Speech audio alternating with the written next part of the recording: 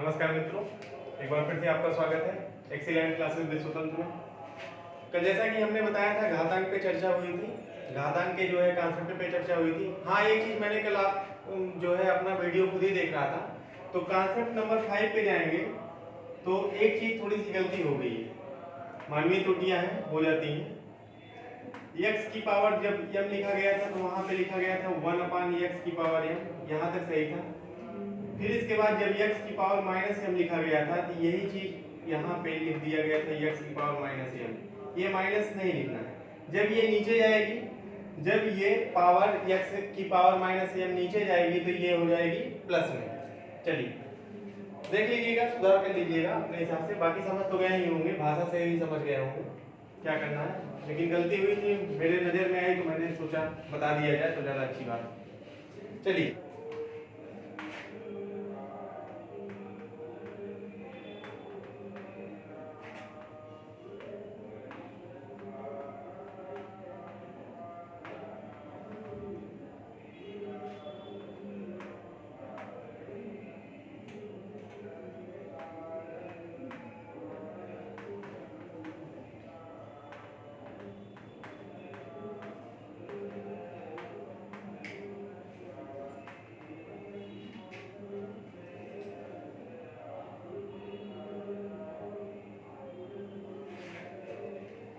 ये टॉपिक चल रहा था घातांक एवं करड़ी।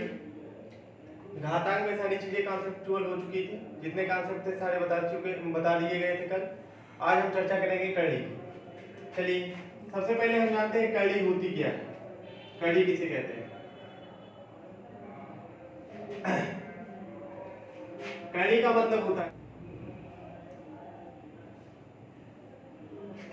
किसी संख्या का मूल ज्ञात करने का, किसी संख्या का मूल ज्ञात करने का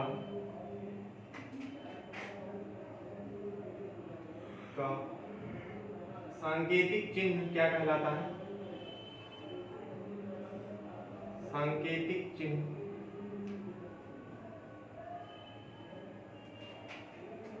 करणी होती है।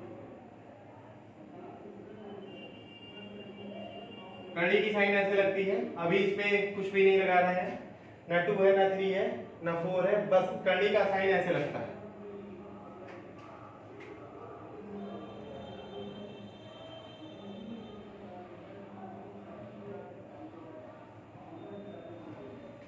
चलिए देखिए, किसी संख्या का मूल ज्ञात करने का सांकेतिक चिन्ह क्या कहलाता है, करड़ी कहलाती है। अच्छा, इसके कई रूप होते हैं, इसके कई स्वरूप हैं। जैसे करड़ी के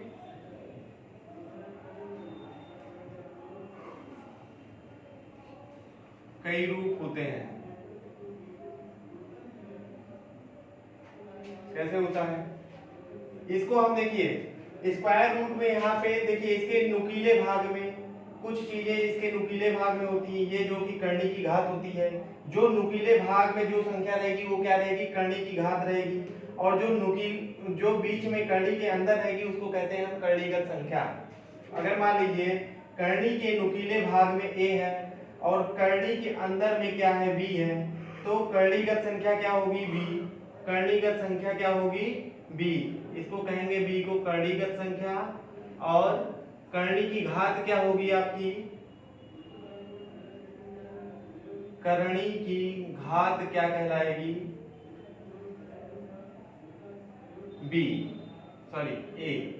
करणी की घात कहलाएगी a। घात हमेशा इसके नुकीले भाग में रहेगा और करणी का संख्या कहाँ रहेगा, करणी के अंदर में रहेगा।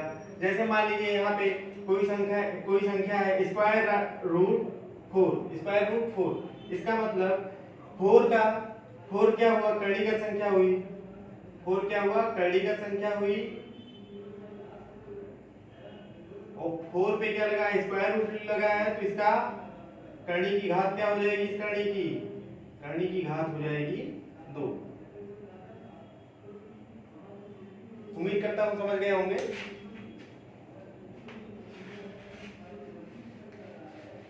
चलिए, करणी के कई रूप होते हैं, जैसे स्क्वायर रूट होता है। यहाँ पे चाहे हम 2 लगाएं या ना लगाएं, यहाँ पे लेकिन अंडरस्टूड रहता है। यहाँ पे जब कुछ ना लिखा हो संख्या में, करड़ी के जो संख्या का आकृति में जब कुछ नहीं लिखा होता है तो हम समझ जाते हैं इसको यहाँ पे क्या लिखा गया है, 2 लिखा गया है। नुकीले भाग में अगर कुछ नहीं लिखा गया है तब हम समझ जाएंगे यहाँ पे क्या लिखा गया है, 2 लिखा गया है। और यहाँ पे क्या लिखा गया है, क्यूब रूट हो गया, 4th रूट हो गया, 5th रूट हो गया, 6th रूट हो गया, ऐसे कहाँ तक, nth रूट तक। कहाँ तक, nth रूट तक।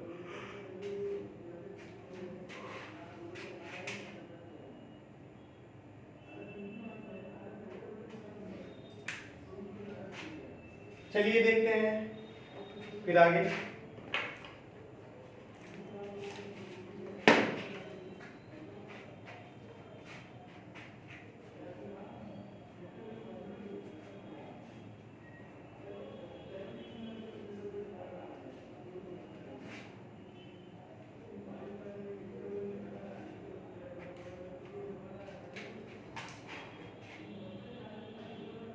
मैंने आपको बताया था नुकीले भाग में वर्गमूल के, जैसे करनी के नुकीले भाग में अगर कुछ नहीं लिखा है तो इसका मतलब क्या समझेंगे, इसका क्या लगा है, वर्गमूल लगा हुआ है। यहाँ पे इसका मतलब क्या है, 2 है, चाहे लिखें या ना लिखें फर्क नहीं पड़ता है। तो ये क्या हो गया, वर्गमूल। क्या हो गया ये, वर्गमूल। अच्छा, अगर यहाँ पे करनी की घात पूछी जा रही है तब क्या होगा, करनी की घात कितनी होगी, करनी की घात यहाँ पे कितनी होगी, 2 होगी। ठीक, फिर इसके बाद यहाँ पे मान लीजिए क्यूब रूट हो, क्यूब रूट को हम क्या कहेंगे, घनमूल। यहाँ पे करनी की घात कितनी होगी,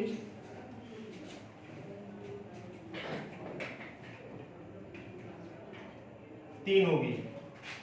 ये क्या है, यहाँ पे अगर मान लीजिए करनी के नुकीले भाग में 4 लिखा हो तो इसका मतलब क्या हुआ, चतुर्थ मूल।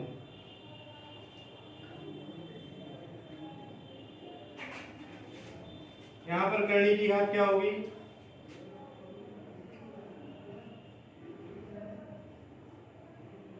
4 होगी। ऐसे पंचमूल, तो पंचमूल 5 के लिए ऐसे बढ़ता जाएगा, कहां तक जाएगा, यंथ मूल तक जाएगा। चलिए यहाँ पे करनी की घात क्या हो जाएगी, n। ये हो गया nवां मूल, ये हो गया आपका nवां मूल। इसमें करनी की घात क्या है, इसमें करनी की घात n है। चलिए अब इसको हम कैसे करते हैं, चलिए मान लीजिए यहाँ पे स्क्वायर रूट।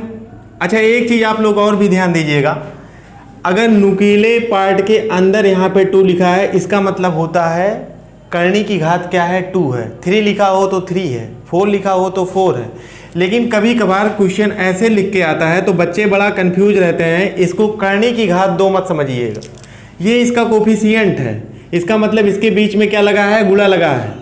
या 3 लिखा हो तो इसका मतलब ये नहीं है करनी के कोने वाले भाग में लगा है, या नुकीले वाले भाग में करनी नहीं है, मतलब करनी की घात वो 3 नहीं है। 3 अगर यहाँ पे लिखा है तो ये इसका कोफिशिएंट है।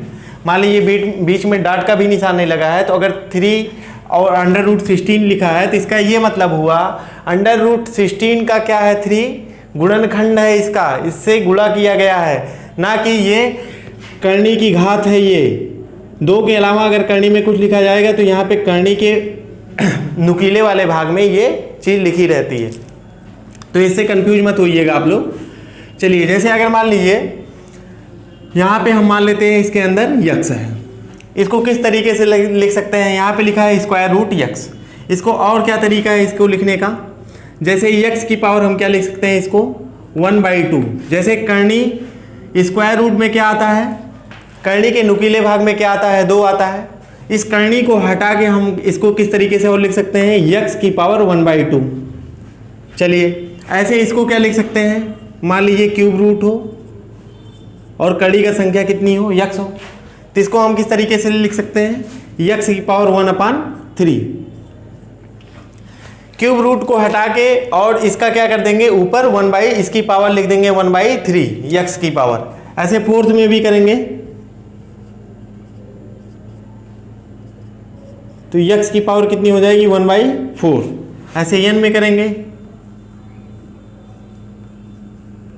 तो ये हो जाएगा आपका यक्स की पावर 1/n। ठीक, चलिए ठीक है। क्वेश्चन में करते समय यह भी कॉन्सेप्ट बताएंगे, और भी है कॉन्सेप्ट तो उसमें आपको ज़्यादा समझ में आएगा, क्वेश्चन में और ज़्यादा समझ में आएगा। चलिए यहाँ तक समझ में आ गया होगा, उम्मीद करते हैं।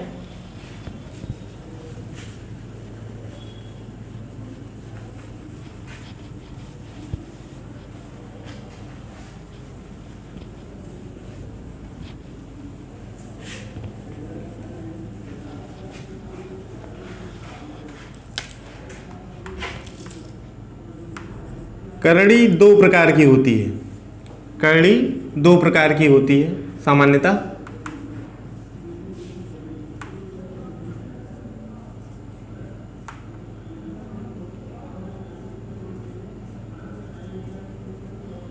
एक होती है आपकी सजातीय करणी और दूसरी होती है आपकी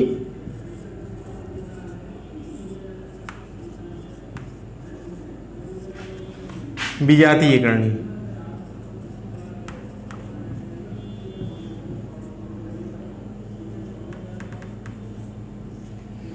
एक होती है आपकी सजातीय करणी, दूसरी होती है क्या, विजातीय करणी। सजातीय करणी किसे कहते हैं, जब करणी का जो मूल है वो और करणीगत संख्या क्या होती है, समान होती है, तो उसे क्या कहेंगे, सजातीय करणी कहते हैं। विजातीय करणी उन्हें कहेंगे जिनके मूल और करणीगत संख्याएं क्या होंगी, भिन्न भिन्न होती हैं, उन्हें क्या कहेंगे, विजातीय करणी। लिख देते हैं, जब करणी की घात, जब करणी की घात और करणीगत संख्या, गत संख्या समान होती है, समान होती है, उसे सजातीय करणी कहते हैं, उसे सजातीय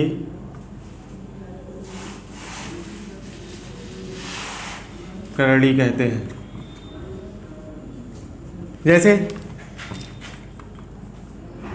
जैसे मान लिया हमने यहाँ पे 2√3, अब 2 यहाँ पे इसका मैंने करणी के नुकीले भाग पर नहीं लिखा है, ये 2 इसका कोफिशिएंट है, इसका गुणनखंड है रूट का, 2√3, फिर इसके बाद 3√3, फिर इसके बाद मान लेते हैं √3। अब यहाँ पे देखिए करणीगत संख्या तीनों में क्या है, 3 यहाँ पर भी है, 3 यहाँ पर भी है, 3 यहाँ पर भी है, इसका मतलब करणीगत संख्या क्या है, समान है। अब घात की बारी आती है, घात में क्या है, यहाँ भी स्क्वायर रूट है, इसका मतलब यहाँ पे 2 लिखा है, ये अंडरस्टूड होता है, लिखा नहीं गया है इसलिए। यहाँ भी क्या है, इसकी घात क्या है, इस करणी की घात भी 2 है, इस करणी की घात 2 है, तो इसलिए ये क्या हो गया, सजातीय करणी।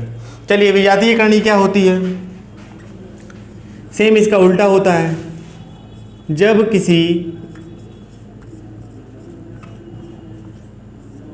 करणी की घात और करणीगत संख्या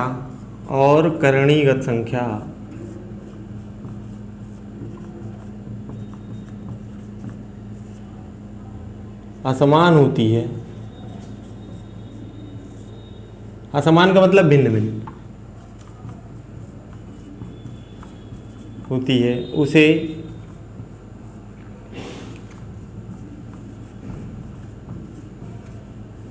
विजातीय करणी कहते हैं, उसे विजातीय करणी कहते हैं।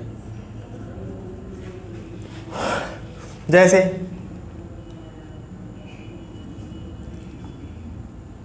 (3√x) या cube root x square root xy 4th root z। अब देखिए यहाँ पे कणीगत संख्याएं क्या है, एक में x है, दूसरे में xy है, तीसरे में क्या है z है। अब यहाँ पे देखेंगे घात देखेंगे, घात यहाँ पे 3 है, यहाँ पे 2 है, यहाँ पे 4 है।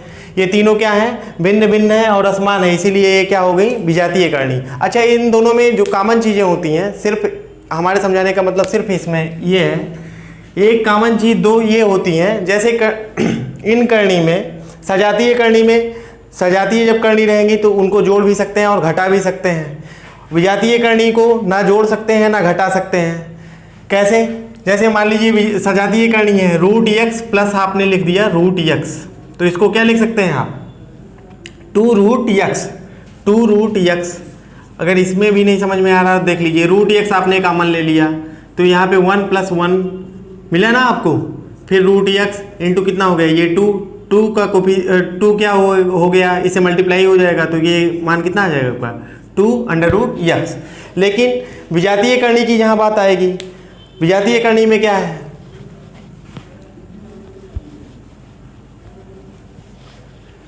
मान लीजिए आपका है विजातीय करणी root x plus root y।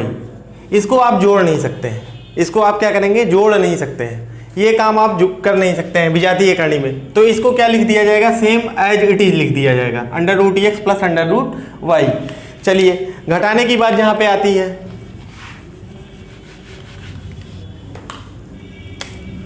मान लीजिए 4√3 है माइनस 2√3 है, तो 4 में से देखिए यहाँ पे जब करणीगत संख्या हमारी समान है, ये लेकिन 4 इसकी घात नहीं है, ये इसका कोफिशिएंट, इसका गुणनखंड है 4, और इसका √3 का गुणनखंड क्या है, 2 है। समझ में आई बात?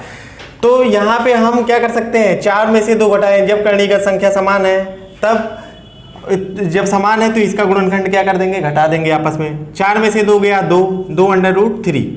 नहीं समझ में आ रहा है तो ऐसे कर लीजिएगा आप, √3 कॉमन ले लीजिए, 4 - 2 का मतलब कितना आया, 2, √2 का जब मल्टीप्लाई करेंगे 2 में तो आएगा मान आपका 2√3।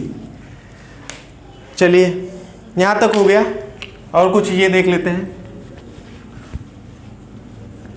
अच्छा, कॉमन क्या चीज़ें होती हैं इन दोनों में, इसमें देखिए जब सजातीय करणी रहेगी तो इसको हम जोड़ भी सकते हैं घटा भी सकते हैं, इसमें ना जोड़ सकते हैं, सेम मान वैसे लिख दिया जाएगा, और ना घटा ही सकते हैं। अच्छा, इनमें जो समान चीज़ें होती हैं, समानीय होती हैं, इनका भी गुणा हो जाता है और इनका भी गुणा आपस में हो जाता है। जैसे सजातीय करणी आपका क्या है, √x इंटू √x,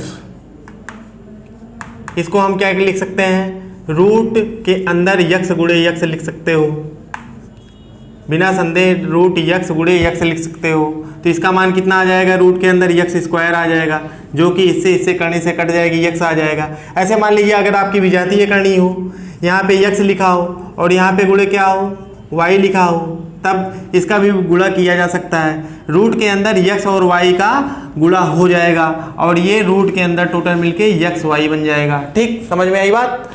मान लीजिए कोई संख्या हो, यहाँ पे √3 हो, गुणे क्या हो, √2 हो, तो इसको एक रूट में करके आप 3 × 2 कर सकते हैं, ये आपका सही है, √6। लेकिन प्लस और माइनस के केस में हम नहीं कर सकते हैं। भाग के केस में देखते हैं, भाग के केस में देखते हैं।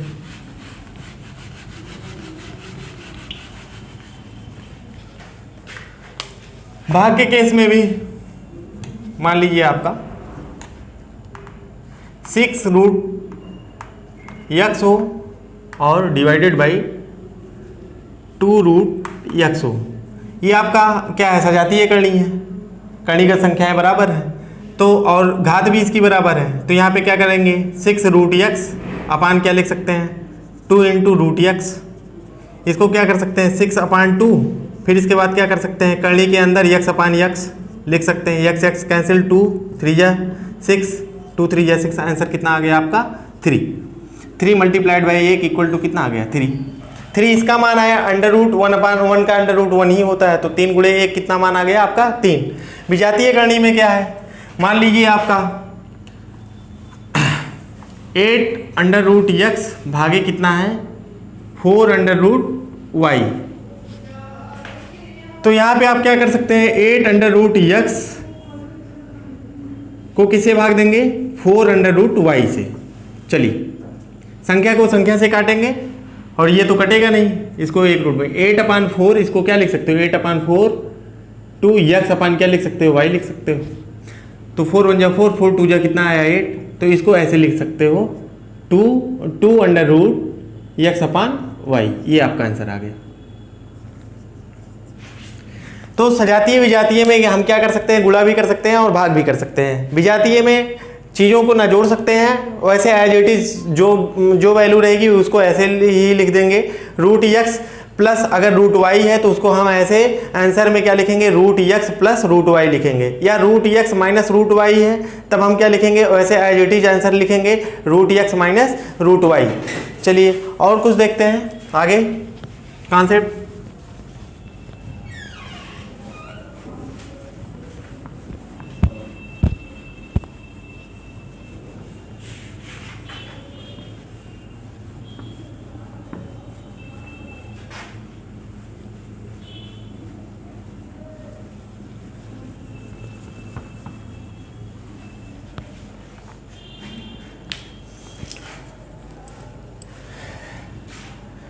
चलिए एक चीज़ में और सबको बड़ी कन्फ्यूजन होती है, जैसे x की पावर m हो, की पावर जो है n है, इसका मान होता है हमेशा क्या, x की पावर m इंटू n, जैसा कि बताया गया था कल।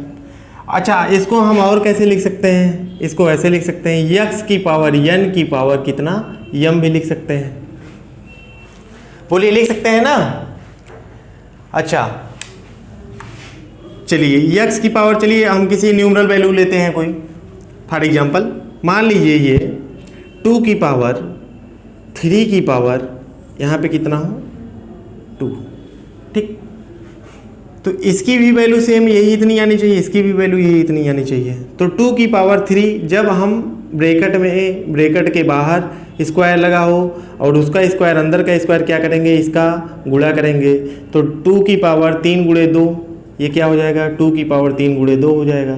3 दूनी कितना होता है 6 होता है, तो 2 की पावर यहाँ पे कितना लग जाएगा 6 लग जाएगा। तो इसका आंसर कितना आ जाएगा 2 गुणे 2 गुणे 2 गुणे 2 गुणे 2 गुणे 2, तो इसका आंसर कितना आ गया 64। 2 दूनी 4 दूनी 8 दूनी 16 दूनी 32 दूना 64। चलिए मान लीजिए इसको इस फॉर्म में लिखते हैं, जहाँ पे n था, जहाँ पे n था वहाँ पे n आ गया और जहाँ पे n था वहाँ पे m आ गया। तो चलिए तो ये क्या हो जाएगा 2 की पावर 2 की होल पावर कितनी हो जाएगी 3 हो जाएगी। फिर भी वही मान रहेगा आपका 2 की पावर 2 मल्टीप्लाइड बाई कितना हो जाएगा 3 हो जाएगा। फिर वही मान आपका आ जाएगा 2 की पावर 6, जो कि 2 की पावर 6 कितना था 64 आया था, उसकी भी वैल्यू कितनी आ जाएगी 64। तो इसको आप जो है इस चीज़ को चाहे अंदर कर सकते हैं, अगर ये चीज़ जो बाहर है बाहर वाली अंदर भी कर सकते हैं, अंदर वाली बाहर भी कर सकते हैं, और अंदर वाली बाहर कर सकते हैं और बाहर वाली अंदर भी कर सकते हैं। तो इससे कोई फर्क इस पर नहीं पड़ेगा। चलिए ठीक है आगे देखते हैं।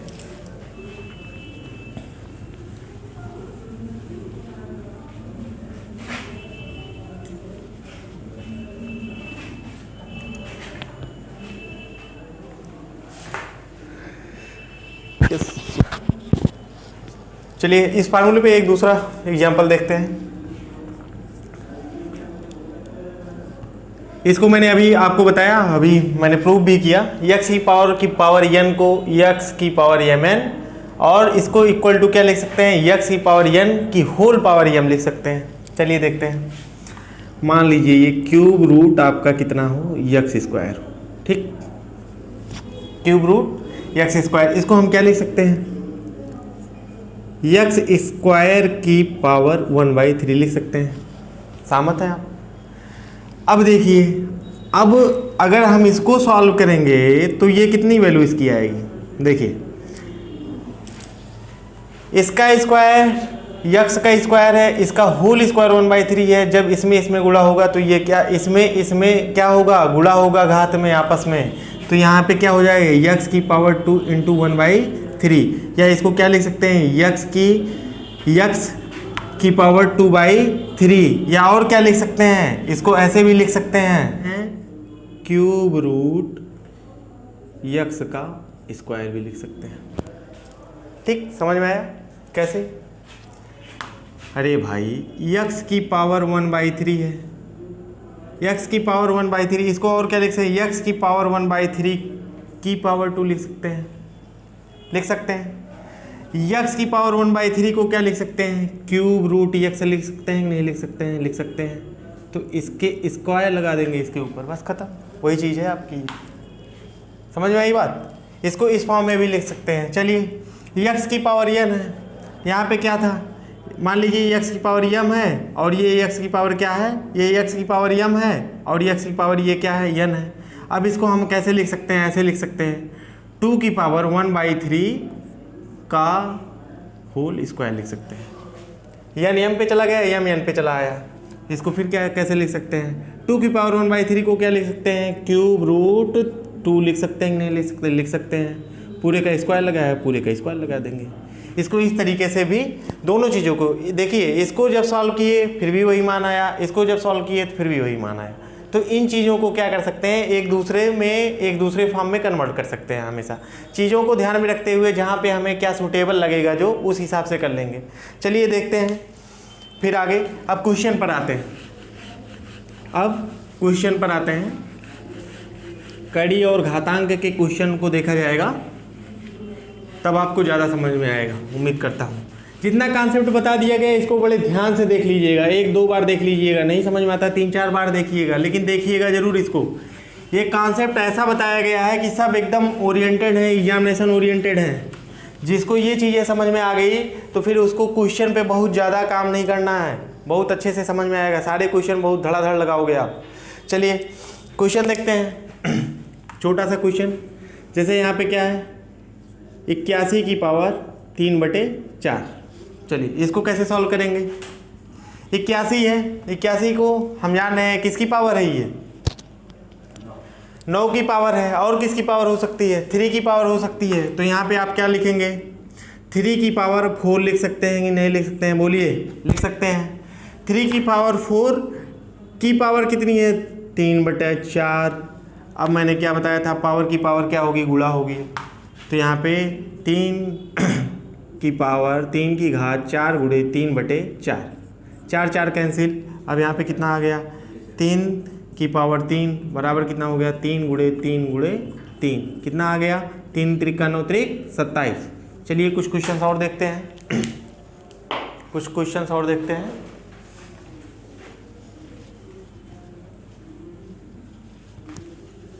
दूसरा क्वेश्चन, 1/64 की पावर -2/3। मैंने आपको क्या बताया था, कॉन्सेप्ट में बताया था मैंने क्या, 1 या x/y हो की पावर अगर माइनस में है तो हम इसको क्या लिख सकते हैं, y/x की पावर क्या लिख सकते हैं, यम लिख सकते हैं, बोलिए, लिख सकते हैं ना। तो ऐसे इसमें भी करेंगे। तो ये 64 ऊपर चला गया और पावर क्या हो जाएगा हमारा, प्लस में हो जाएगा, धनात्मक पावर आ जाएगी। यहाँ पे ये क्या है, इसको ध्यान से देखेंगे, 4 चौके 16 चौके 64। तो ये 4 गुणे 4 गुणे 4 इसको लिख सकते हो। इसकी पावर कितनी हो जाएगी, 2/3 हो जाएगी। फिर बराबर 4 की पावर इसको क्या लिख सकते हो, 3 लिख सकते हो कि होल पावर कितनी है, 2/3 है। पावर की पावर क्या होगी, गुणा होगी, गुणा किया जाएगा इसमें। 4 की पावर 3 गुणे 2/3, 3 कैंसिल, 4 की पावर 2 बराबर कितना आ गया आपका, 16। आंसर आ गया 16। ऐसे सिंपल क्वेश्चन अभी देख लीजिए, फिर इसके बाद चलते हैं, लेवल बढ़ाएंगे। चलिए अगला क्वेश्चन देखते हैं। कर ले जाओगे, बस जुड़े रहिए आप लोग और करते रहिए, क्वेश्चन पे काम करते रहिए, अलग अलग टाइप पे। आप खुद अपने अंदर पाएंगे कि कितना सुधार हो गया है, बस लगातार काम करते रहिए। चलिए तीसरा क्वेश्चन देख, व्हाइट बोर्ड पे आपके सामने ये क्वेश्चन है, 3 की पावर x - y = 27 और है 3 की पावर x + y = 243 हो तो x और y का मान ज्ञात कीजिए। चलिए ठीक है, इसको करते हैं, 6 से ही करते हैं। 3 की power x - y equal to क्या है, 27 है।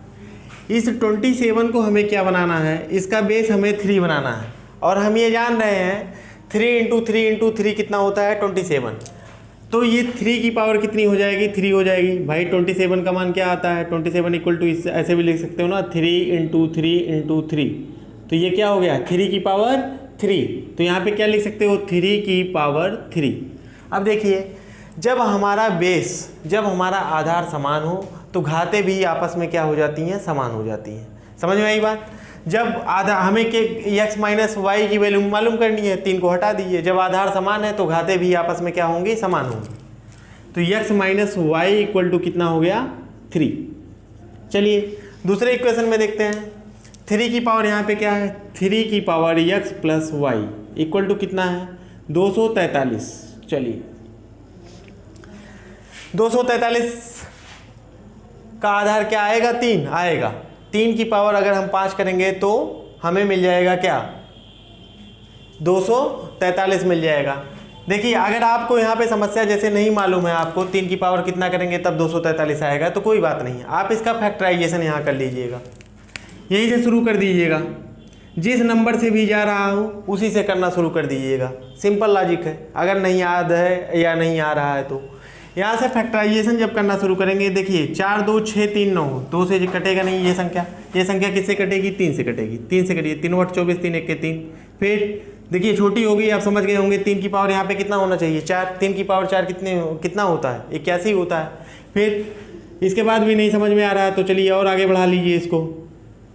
ये हो जाएगा कितना 3 दूनी 6 3 7 21। फिर इसको ले जाइए आगे, 3 9 27, 3 3 9, फिर इसके बाद 3 1 3। अब देखिए यहाँ पे कितना 3 आया, 1 2 3 4 5, तो ये कितना हो जाएगा 3 की पावर 5। चलिए इसको लिखते हैं 3 की power x plus Y equal to 3 की पावर कितना हो जाएगा 5। 3 की पावर 5। चलिए जब आधार बराबर हो तो घात आपस में क्या हो जाती हैं, बराबर हो जाती हैं। तो x plus Y equal to कितना आ गया 5। चाहे आप इसको सॉल्व करिए समीकरणों को दोनों, किसी भी विषय सॉल्व करिए। x plus Y x minus Y equal to 3 और क्या है x plus Y equal to 5। चाहे आप इसको x minus Y equal to 3 x plus Y equal to 5 है, तो आप इसको किसी भी विषय सॉल्व कर सकते हैं, मान निकालना है। और दूसरा तरीका क्या हो सकता है, यहीं पे अपना मान रख लीजिए, चेक कर लीजिए। x का मान अगर 6 हो, y का मान अगर 3 हो, तो 6 में से 3 गया कितना 3।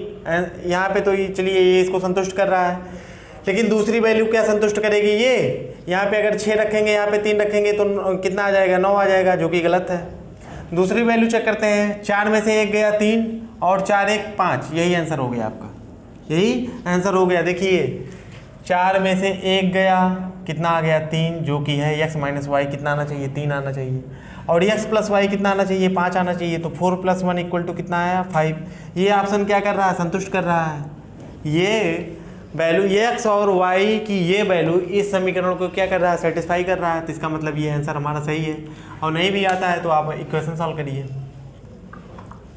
सिंपल है, कोई दिक्कत नहीं। y कैंसिल हो गया, 2x इक्वल टू कितना हो गया 8 हो गया, x इक्वल टू कितना आया 4 आया।